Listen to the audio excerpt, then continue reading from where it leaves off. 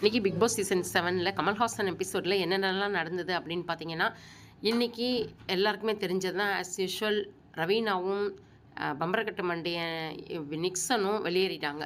இந்த காஜியை இன்றைக்கி வெளியேற்றிட்டாங்க. அப்படின்னும் போது ரொம்ப சந்தோஷம்தான். ரவீனாவை வெளியேற்ற வேண்டியதும் கட்டாயம்தான். பட் இந்த சுச்சுவேஷனில் இன்றைக்கி ரவீனாவை வெளியேற்ற வேண்டிய அவசியம் இல்லை. ஆக்சுவலாக பார்த்திங்கன்னா மாயா தான் ரொம்ப லீஸ்ட்டில் இருந்தது. மாயாவும் நிக்சனும் தான் லிஸ்ட்டில் இருந்தது. அப்படி பார்த்தீங்கன்னா 2 பேரையும் தான் வெளியில் அனுப்பியிருக்கணும். ஆனால் இதுலேயும் அதாவது ஃபேவர் பண்ணியிருக்கிறாங்க மாயாவுக்கு அப்படின்ற மாதிரி தான் இருக்குது. இந்த சீசன் மாதிரி ஒஸ்ட்டான சீசன் நம்ம இது வரைக்கும் நம்ம பார்த்தே இருக்க முடியாது. இனிமேலும் பார்க்கக்கூடாது அப்படின்றது தான் மக்களுடைய எண்ணமாக இருக்குது. இப்போ பார்த்தீங்கன்னா ரவீனாவை எலிமினேட் பண்ணியிருக்காங்க. ரவீனா எலிமினேஷன் ஆக வேண்டியது தான். இருந்தாலும் ஃபஸ்ட் இடத்துல தினேஷ், செகண்ட் இடத்துல பார்த்திங்கன்னா மணி இருந்தார், 3வது இடத்துல விஷ்ணு இருந்தார், 4வது இடத்துல விஜய் வர்மா இருந்தார். அதுக்கப்புறம் பார்த்திங்கன்னா ரவீனா இருந்தாங்க அதுக்கு அடுத்த பிளேஸில். அதுக்கப்புறம் தான் இப்போ நிக்சன், அதுக்கப்புறம் மாயா அப்படின்னுட்டு ரொம்ப லீஸ்ட்டில் இருந்தாங்க. ரவீனா இன்னும் 4வது இடத்துல தான் இருந்தாங்க. விஷ்ணுவை கீழே விஜய் வர்மாவை கீழே தள்ளிட்டாங்க. அப்படின்னும்போது இந்த 3 பேர் தான் இன்றைக்கி போக வேண்டியது. ட்ரிபிள் எவிக்ஷன் போட்டிருந்தாலும் சரி, மிட்வீக் எவிக்ஷன் போட்டிருந்தாலும் சரி, இவங்களை அனுப்பியிருந்திருக்கலாம். இல்லையா ரவீனாவை மிட்வீக் எவிக்ஷன் போட்டு கூட அனுப்பியிருந்திருக்கலாம். இல்லை அவங்க அம்மா வந்தப்போ அவங்க அம்மா கையோடய பிடிச்சி அனுப்பி விட்டுருந்துருக்கலாம். எதுவுமே இல்லாத மாயாவை காப்பாற்றுறதுக்காக ரவீனாவை எலிமினேஷன் பண்ணது அப்படின்றது நம்மளால் ஏற்றுக்க முடியல. இன்னமும் சொம்பு தூக்கிட்டு தான் இருக்கிறாங்க அப்படின்றத இந்த ப்ரோமோ மூலமாக நம்மளால் பார்க்க முடியுது. காஜி போக வேண்டியது தான். ஏன்னா அவன் ஒருத்தராக தடவிட்டே இருப்பான். இனி இருக்கிறது அக்கா அக்கான்னு சொல்கிறான். அக்கா கூட பக்காவாக மோசமாக நடந்துக்கிறான். அதை பார்க்கவே நமக்கு சகிக்கலை. உட்காந்து ஒரு ப்ரோக்ராமை பார்க்க முடியல. அந்தளவுக்கு தான் பண்ணிகிட்ருக்கான்.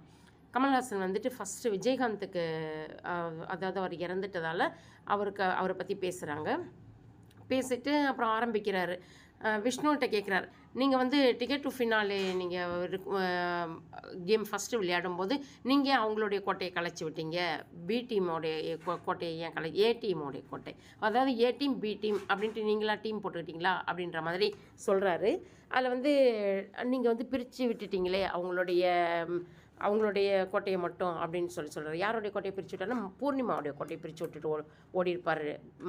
அதாவது நீங்கள் அடுத்தவங்க இதையும் பிரிக்கலாம், அதாவது உங்களதையும் நீங்கள் அடுக்கிக்கிடணும் அப்படின்ற மாதிரி தான் அது ஒரு ஃபஸ்ட்டு சொல்லப்பட்டது.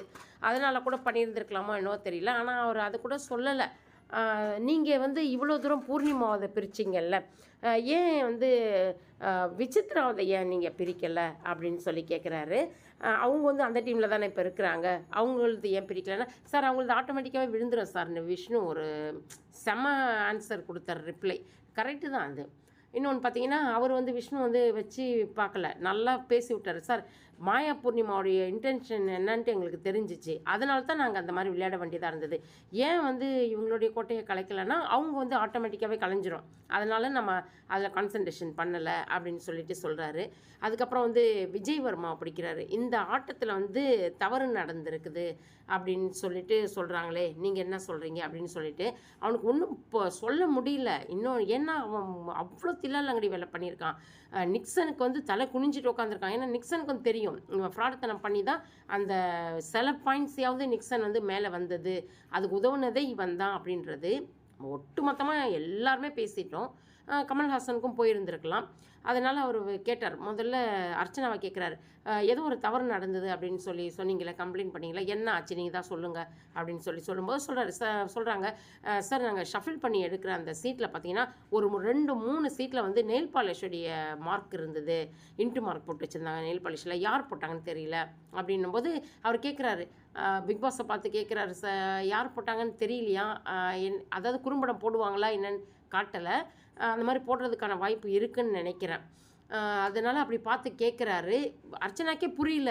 ஓ இதெல்லாம் வேறு பின்னாடி இவ்வளோ வேலை நடக்குதான்னு அவங்க, சார் உண்மையாலுமே தானா சார் அப்படின்னு சொல்லிட்டு அவர்கிட்டயே திருப்பி கேட்குறாங்க. இது எதுவுமே தெரியாத ஷாக் ஆகி விஷ்ணு இந்த கும்பல் உட்காந்துருக்குது. விஷ்ணு தினேஷ் எல்லாம் ஐயோ இவ்வளோலாம் ஓடி இருக்குதா அப்படின்னு சொல்லிட்டு. ஆக மொத்தம் கேமில் கூட இவ்வளோ ஒஸ்ட்டான ஒரு கேம் இது வரைக்கும் அந்த சீசனில் யாருமே விளையாடினதில்லை. இந்த விஜய் வர்மா மாதிரி ஆளெல்லாம் எதுக்கு அனுப்புனாங்களோ அதை கரெக்டாக பக்காவாக செய்தான் அப்படின்னு தான் சொல்லணும். மாயாவுக்கு சொம்பு தூக்க அனுப்புனாங்க. சூப்பராக சொம்பு தூக்கினான் அந்த டீமுக்கு.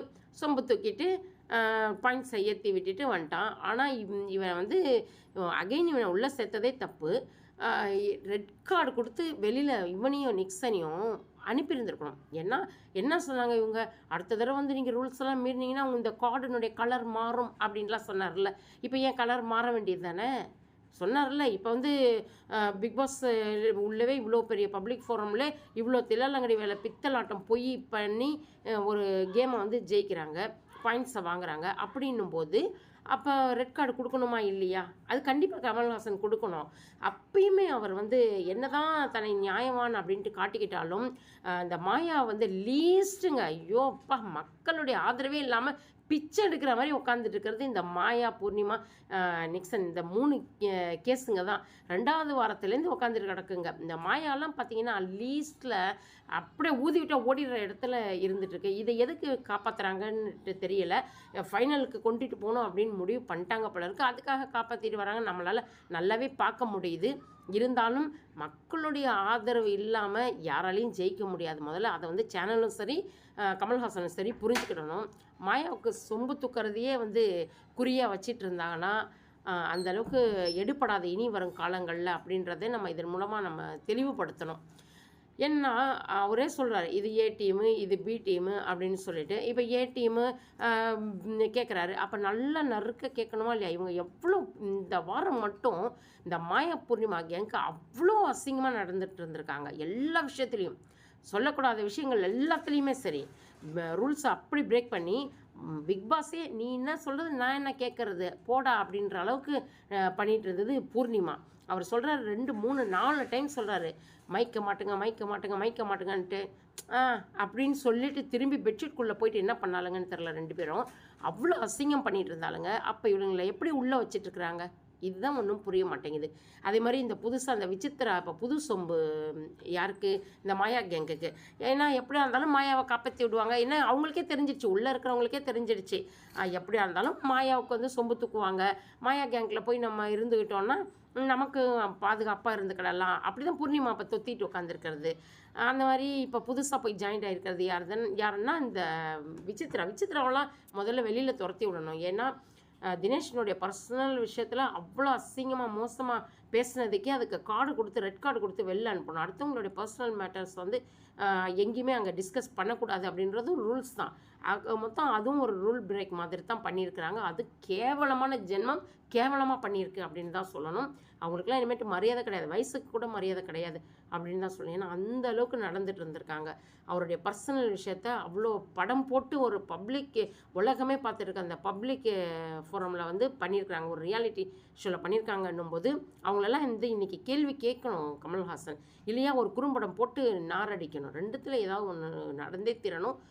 இல்லைன்னா இன்னும் எத்தனை பேரை உள்ளே வச்சுட்டு இருக்க போகிறாங்கன்னு தெரியல. இது முடியவே போகுது, இன்னும் 10-15 நாள் தான் இருக்குது. இன்னும் உள்ளே பார்த்தா இவ்வளோ பேர் இருக்கிறாங்க. இந்த 5 டாப் 5 எப்படி போவாங்க? இந்த இந்த சீசனே வந்து மாயாவை காப்பாற்றுறதுக்காக என்ன பண்ணுறதுன்ட்டு அவங்களுக்கே புரியல. ஒரே தலையில் குழப்பத்தை கொண்டு வந்து வச்சுக்கிட்டு என்ன செய்கிறது, என்ன பண்ணுறது இன்னும் புரியாத சுற்றிட்டு இருக்காங்க. எதாவது டிஸ்னி ஹாட்ஸ்டார் எதாவது ஃப்ரெண்டா அப்படின்னு கூட சொல்லிக்கிறாங்க மாயாவுக்கு. அதனாலவோ என்னவோ சொம்பு தூக்கிட்டே உட்காந்துருக்காங்களா, அதுவும் புரியல. சரி, பொறுத்திருந்து பார்க்கலாம். எப்படியோ பம்பரக்கட்டை மண்டையனும் அருணா கயிறு ரவீனாவும் வெளியில் போனது ஒரு விதத்தில் சந்தோஷம்தான். இந்த வாரம் மிட்வீக்கில் வந்து எப்படியாவது 2 பேரை வெளில கண்டிப்பாக தூக்கியே தீரணும். அது நிச்சயமாக மாயா பூர்ணிமாவை மட்டும்தான் இருக்கணும் அப்படின்றத மக்களுடைய கருத்தாக இருக்குது. இந்த பிக் பாஸ் டீம் இன்னும் எவ்வளோ தான் அண்டா தூக்க போகிறாங்கன்னு தெரியல. பொறுத்திருந்து பார்ப்போம் இன்றைக்கி எபிசோட.